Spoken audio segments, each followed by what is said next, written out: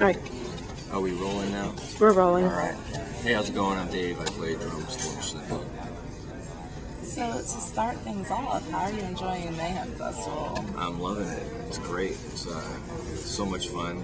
You know, it's one of the pretty much the best festival like this.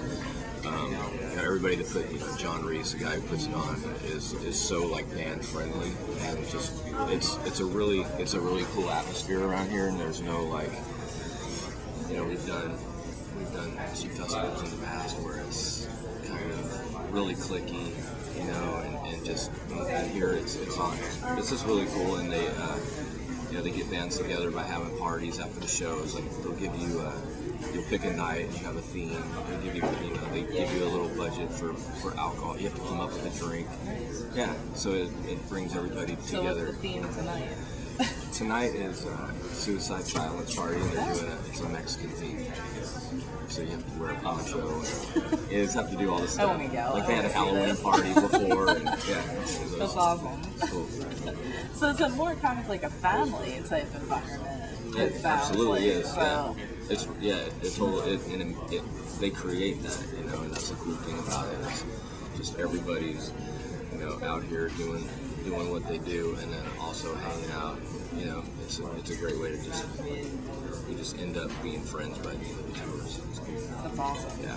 So can we talk a little bit about the new album that you have at September 20th, right? September 27th. 27th? Yeah. Okay. Yeah. I was off, sorry. No, you were actually right, but, okay. But we delayed it a week. So can you share any details about the album? Yeah, we started writing for it a couple months after we got off our 3-year Blackening tour, and we got home and everybody just kind of went separate ways for a minute, adjusting back to home. A couple of guys have families and everything, so one day Rob called me up and was like, hey, start getting together, and yeah, for sure. So we got together, and he had a song almost written, and it was called "This Is the End," and just super, like right off the bat, super hard to play, just crazy kind of like neoclassical stuff going on, and so took the next 9-10 months and wrote the rest of the record, and recording it at Jingletown Studios in Oakland, where Green Day, that's where we're based out of. And Green Day owns a studio right there. And, we're super stoked with it. We worked super hard on it, and the last 2 records that we've done, especially with the Blackening, that so many great things happened on that album. So we definitely had to do it justice. So do you guys try anything different between releases? You try and reinvent things a little bit, or kind of keep it the same? No, we definitely try to reinvent things. That's kind of one thing we've done with including this one, the last 3 records, is kind of, could have easily gone in and tried to do like the Blackening Part 2 or whatever, but for us, it's still obviously in the same. It's not like a huge departure in any way, but like the thing about like making the songs harder and challenging ourselves, like as musicians,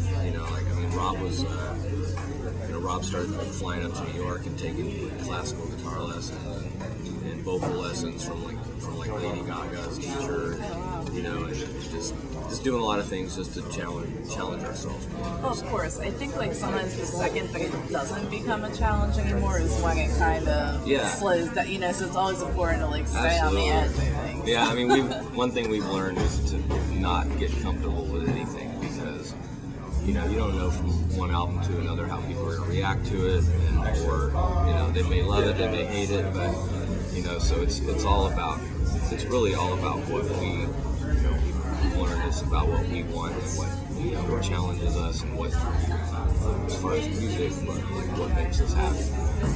So for you yourself, with drumming, what was the first album you remember purchasing that you like Kiss heard? Alive. Really? Yeah, I had my sister's 5 years older than me, and also when I was 10. She used to lock me in a room when I was like 8 and like play the first Black Sabbath record, you know, and make me cry. But you know, a couple years later, you know, I'm in her room looking at her albums, and I come across Kiss Alive, and that record was just, you know, just visual, you know, like a 10-year-old kid. I'm like, oh, that's so cool, you know, opening it up and like kind of being scared a little bit, like, whoa, reading, you know, they'd written letters to their fans through their character, you know, and I was like, to me, it was like, it seemed real. Do you feel we lose some of that now? Like with people not buying like whole albums and things like that anymore? Like I miss liner notes and things like that. And I never thought I'd see the day where you could go and buy like CDs on like little credit card things and just download individual tracks. Yeah, I mean, I think it's, you know, it's definitely different. I mean, I started collecting all my old records again just because a lot of my knowledge and stuff from bands back then was like I would just sit there and look at the cover while I'm listening to the record, you know, and you know, especially with Kiss records, because that's so visual, and you know, but yeah, I mean, now it's, you know, I don't know, I think it's going to start coming back to that, you know, they're finally starting to put like digital covers in with the albums. We made sure on this record, like they, you know, Roadrunner didn't want to put the digital, the whole cover, and we're like, it'd be crazy. We just spent like 4 months on the artwork and doing all this stuff, you know, we're definitely including that. So you're heading out, you have some shows in South America with Sepultura, right? Yeah, we're doing, before that, we're doing Australia. Oh, Soundwave? Yeah, Soundwave Revolution. We're doing, we're headlining the metal stage there, and Van Halen's playing, and we're like super just excited to play with Van Halen. And then, after that is South America with Sepultura, our own headline tour in Europe. Nice. Yeah. So do you have a dream artist to share a stage with that you haven't yet? Kiss. I almost did 2 weeks ago. We played, this tour went up to Camden, Montreal, and this lineup played on Friday or I think it was Saturday, and then Kiss was playing the next day. Damn. Yeah. So I'm really loving Locust, like as a song. Are you guys playing some more new stuff while out on Mayhem? Or testing anything? Just that one. I mean, we're you know, we've got 35 minutes to play, so we don't want to, you know, people know Locust because it's out on the radio and stuff, so it's not completely like throwing, you know, something from left field. So right. We had obviously when we started headlining, but right now it's just kind of in the head with familiar stuff. So I like to look at music as a universal language that everyone can speak and understand, even though we take different messages away sometimes. What do you hope that your music speaks to listeners?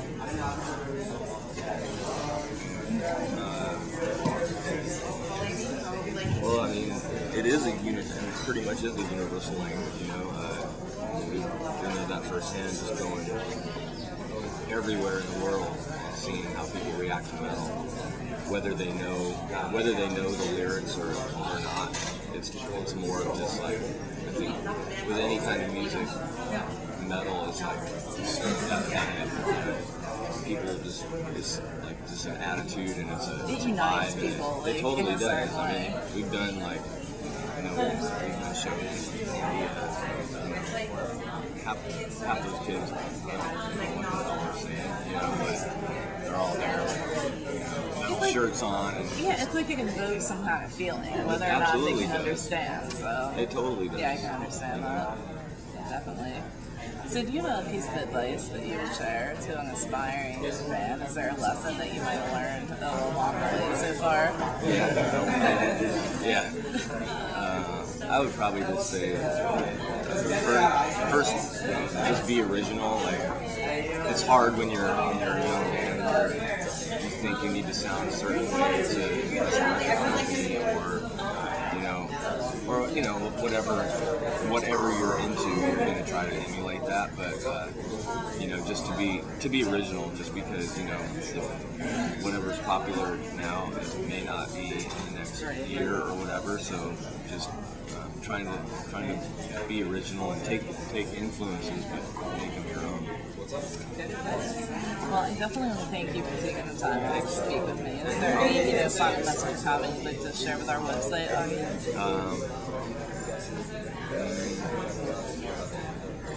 Don't drink hard alcohol at 3 in the morning. Okay. Yeah, do it earlier in the night. I'm sure there's a story that goes behind that. A few of them. Yeah. Great, thank you. Thanks, you guys.